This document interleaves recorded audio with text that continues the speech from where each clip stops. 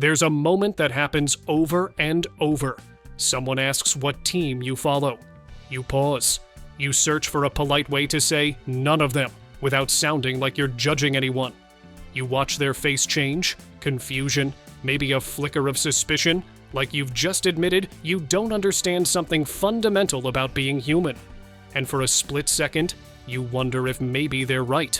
Maybe there is something you're missing. Maybe you're wired wrong. But here's what nobody tells you. You're not broken. You're not deficient. Your brain isn't missing some crucial piece that makes other people scream at televisions or memorize statistics about strangers throwing balls. What's actually happening is far more interesting, and it reveals something profound about how your mind processes meaning, emotion, and connection. See, when most people talk about sports, they're not really talking about sports. They're talking about a psychological architecture that their nervous system has learned to build meaning around. And your nervous system? It's been building meaning somewhere else entirely. Let me explain. When you watch a game and feel nothing, what's actually happening in your brain? While others are experiencing a cascade of dopamine, cortisol, adrenaline, a full neurochemical symphony, your limbic system stays quiet. Not because it's broken, because it hasn't learned to tag this particular stimulus as meaningful. Your brain is constantly making decisions about what deserves your emotional energy. It's ruthlessly efficient. And somewhere along the way, it decided that the outcome of a game between strangers doesn't constitute an actual threat or opportunity worth mobilizing your resources for. This isn't apathy, it's precision. Think about the last time something truly mattered to you. Maybe it was finishing a project, or a conversation that changed how you saw something, or watching a film that articulated something you'd felt but never named. In those moments, your nervous system lit up exactly the way a sports fan's does during a championship game. The machinery works fine, it's just calibrated differently. The people around you learn to invest their emotional bandwidth in collective outcomes. You learn to invest yours in individual understanding. Neither is superior. They're different survival strategies. Here's where it gets strange. Sports fandom is fundamentally about surrendering individual agency to a collective narrative. You choose a team, or more often, the team is chosen for you by geography or family, and then you emotionally outsource your nervous system's reward mechanisms to the performance of people you'll never meet. It's a profound act of psychological delegation. For most people, this feels natural, comforting even. There's a deep evolutionary logic to it. For thousands of years, your survival depended on your tribe's success. When your group won, you won. When they lost, you were in danger. Your ancestors who felt those collective victories and defeats in their bodies were more likely to cooperate, to contribute, to bind themselves to the group's fate. They survived. You inherited their nervous system. But here's what happens in your brain when you try to care about a sports team. Nothing. Or worse. A kind of cognitive dissonance. Some quiet part of your mind whispers, "But I didn't do anything. Why would I feel proud or devastated about something I had no part in?" That whisper is the sound of a nervous system that prioritizes direct causation over collective identification. You're not wired to derive emotional meaning from proxy achievement. You need to see the chain of cause and effect that connects your actions to outcomes. You need to understand the mechanism. This makes you feel isolated sometimes. When everyone in the room is celebrating or mourning together, and you're standing there feeling like an anthropologist observing a ritual you can't quite translate. You smile and nod, but inside you're thinking, "I don't understand how this matters." And you feel guilty for not understanding. But here's the thing they're not telling you. Your guilt is misplaced. You're not failing to feel something. You're feeling something different. While they're experiencing the dopamine rush of belonging, you're experiencing the quiet discomfort of being unable to participate in a bonding ritual. Both are valid emotional experiences. Neither is more real or more human. Let's go deeper into the neuroscience for a moment, because this is where it gets really interesting. When a sports fan watches their team score, their brain releases dopamine. Not because of the action itself, but because of the prediction error. Their nervous system expected one outcome, got a better one, and rewarded itself for being pleasantly surprised. Over years of watching, their brain has learned that this particular pattern of colors and sounds and narratives predicts emotional rewards. It's classical conditioning, just like Pavlov's dogs, except the bell is a jersey and the food is a sense of belonging. Your brain? It never completed that conditioning loop. Maybe because you weren't exposed to it during the critical developmental window. Maybe because your dopamine receptors are more selective about what they'll respond to. Maybe because your nervous system was too busy building conditioning loops around different stimuli, books, music, ideas, solitary mastery of skills. There's research suggesting that people who are less drawn to sports tend to have higher levels of what psychologists call need for cognition, a hunger for understanding the mechanics behind things. You don't just want to see something happen. You want to know why it happened, how it works, what it means beyond the immediate spectacle. This means your dopamine system is probably wired to reward insight rather than outcome. The pleasure you get from finally understanding something complex, from seeing a pattern emerge, from connecting ideas, that's your version of a last-minute goal. The difference is, your victories are interior, private, invisible to the crowd. Here's a memory you might recognize. You're young, maybe 8 or 9 years old. It's a weekend. Your father or your friends or your classmates are watching a game. There's yelling, groaning, that specific tension that fills a room when everyone's nervous system is synchronized to the same external event. And you try. You really do. You try to care who wins. You try to feel what they're feeling. But instead of feeling connected, you feel more alone. Because everyone else has been given a script for this moment, and you weren't issued your copy. They know when to cheer, when to despair, what it all means. And you're just waiting for it to be over so you can do something else, something that makes sense to you. That moment, that small, repeated experience of being unable to synchronize your emotional state with a group, taught your nervous system something crucial. I am separate. My inner world operates on different rules. For some kids, this realization is devastating. They learn to fake it, to perform enthusiasm they don't feel, to memorize facts and reactions so they can pass as someone who cares.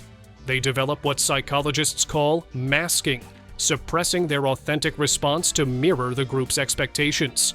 For others, maybe for you, this realization becomes formative in a different way. You learn that your internal experience is valid even when it doesn't match external reality. You learn to trust your own judgment about what matters. You learn, perhaps earlier than most people, that belonging isn't worth betraying your authentic self for. This is not a small thing. This is the foundation of psychological autonomy. But let's be honest about the cost, because there is one. You've spent your life in rooms where the primary bonding activity is something your brain refuses to process as meaningful. You've nodded through conversations that felt like listening to people passionately debate which cloud looks more like a horse. You've been called snobby or pretentious or no fun, when really you were just confused about why everyone else was so invested in something that seemed arbitrary. And worse, you've probably internalized some of that judgment. You've wondered if maybe there is something cold about you, something missing. Because warmth, connection, belonging, these are supposed to be universal human needs. And here's this massive cultural mechanism for fulfilling those needs.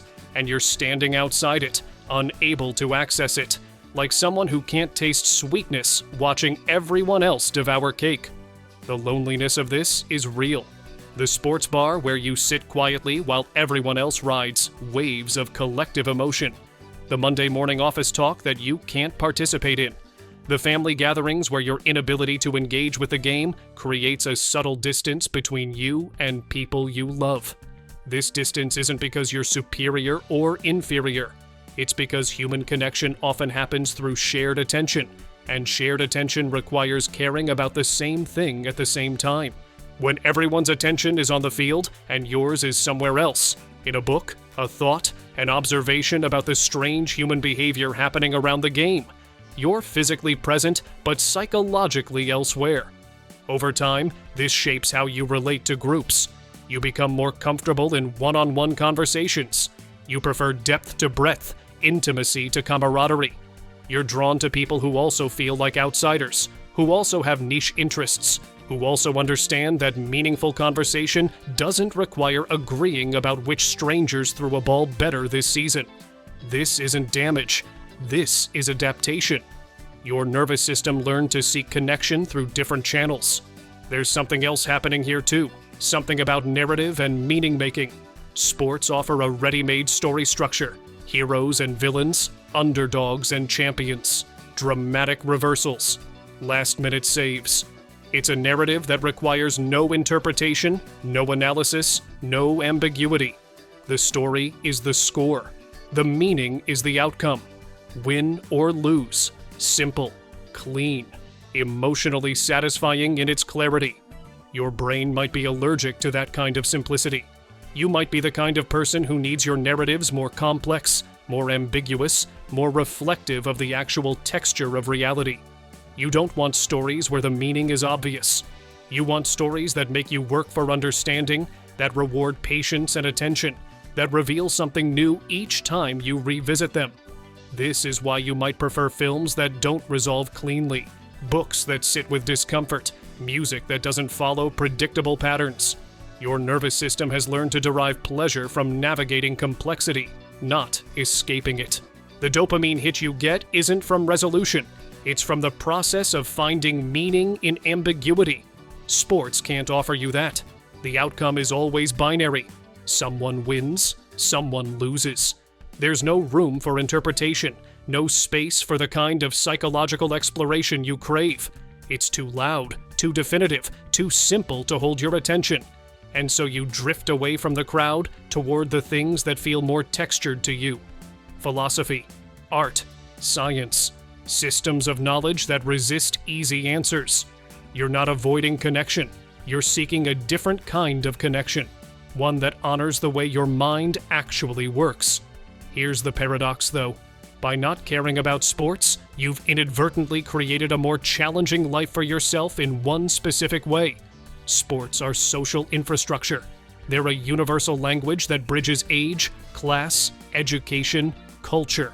They're the easiest possible conversation starter, the most reliable small talk, the default bonding mechanism in most social and professional spaces. By not having access to this language, you've removed one of the most efficient tools for building rapport with strangers. This matters more than you might think. The executive who talks about Sunday's game with clients, the colleagues who bond over fantasy leagues, the family who gathers around the television and experiences something together. These aren't trivial moments. They're the micro connections that build trust, familiarity, goodwill. You don't have that shortcut. You have to build connection through other means. Deeper conversation, shared work, authentic interest in the other person's actual life. This is harder, slower, more vulnerable. But it also means that the connections you do build tend to be more genuine, more durable, less performative. You've traded efficiency for authenticity. You've traded easy belonging for meaningful understanding. And yes, sometimes this means you're lonely. Sometimes it means you feel like you're on the outside of something everyone else is inside of. But it also means that when you do connect with someone, when you do find your people, the connection is real. It's based on actually seeing each other, not just participating in the same ritual. Let me tell you what I think is really happening when you feel nothing while watching a game. Your brain is refusing to pretend. It's refusing to manufacture emotion for something that doesn't genuinely activate your reward systems. It's being honest in a way that makes other people uncomfortable, because our culture is built on millions of small agreements to care about the same arbitrary things, so we can feel less alone together. But you can't make that agreement. Not because you're broken, but because your nervous system is built for something else. It's built for the quiet satisfaction of understanding, for the slow pleasure of competence, for the private victory of solving something complex, for the deep connection that happens when someone truly sees who you are, not when they wear the same jersey. This is not a flaw. This is a feature of a certain kind of mind, one that prioritizes internal coherence over external validation, depth over breadth, understanding over belonging. The world needs both kinds of people. It needs the ones who can lose themselves in collective joy, who can channel their energy into shared goals, who can celebrate victories they had no direct hand in creating. That capacity for collective identification built civilizations, won wars, created cultures. But it also needs the people who stand slightly apart, who watch the mechanisms instead of just experiencing the outcomes, who ask, but why does this matter? When everyone else has already agreed that it does. Those people, your people, are the ones who question systems, who create new frameworks, who see what everyone else is too synchronized to notice.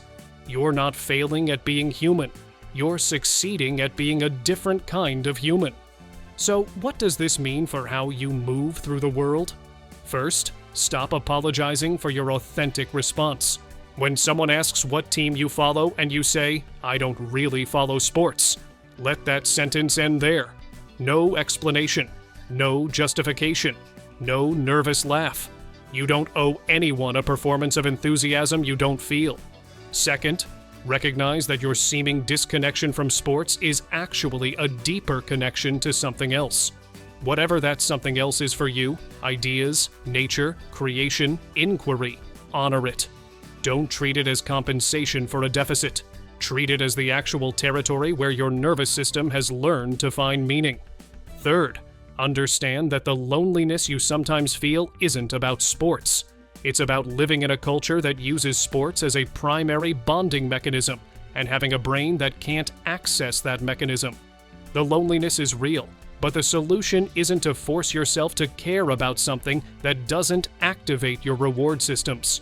The solution is to find the other people whose nervous systems are calibrated like yours, who also feel like outsiders in the sports bar, who also need conversation to go beneath the surface before it feels real. You will find them. They're out there, also feeling slightly alien, also wondering if they're the only ones.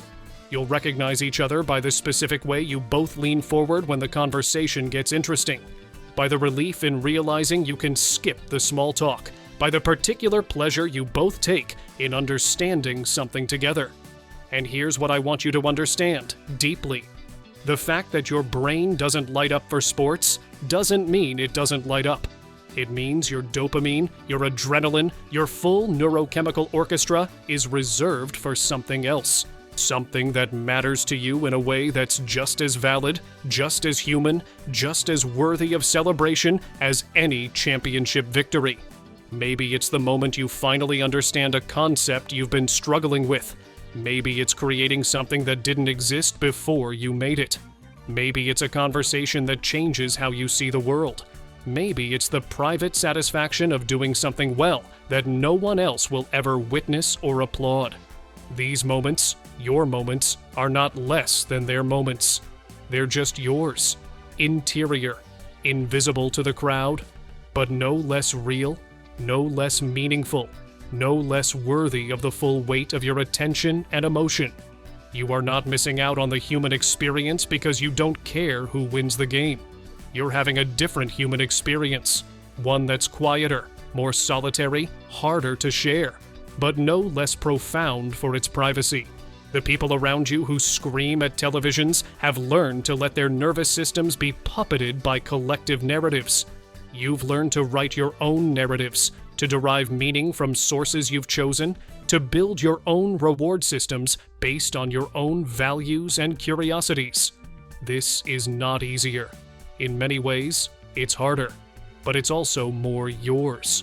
So the next time you're in that room, watching everyone else ride the emotional waves of a game that means nothing to you, remember this: your calm isn't emptiness. It's the sound of a mind that refuses to be moved by things it doesn't genuinely find meaningful. Your disconnection isn't coldness. It's the space your brain creates to connect with what actually matters to you. Your seeming indifference isn't a lack of passion. It's passion reserved for what deserves it. You are not wrong. You are not missing anything. You are not broken. You're just different. And that difference, that inability to synchronize your nervous system with the crowd, that need for understanding over belonging, that preference for depth over spectacle, is not a bug in your programming. It's the feature that makes you who you are.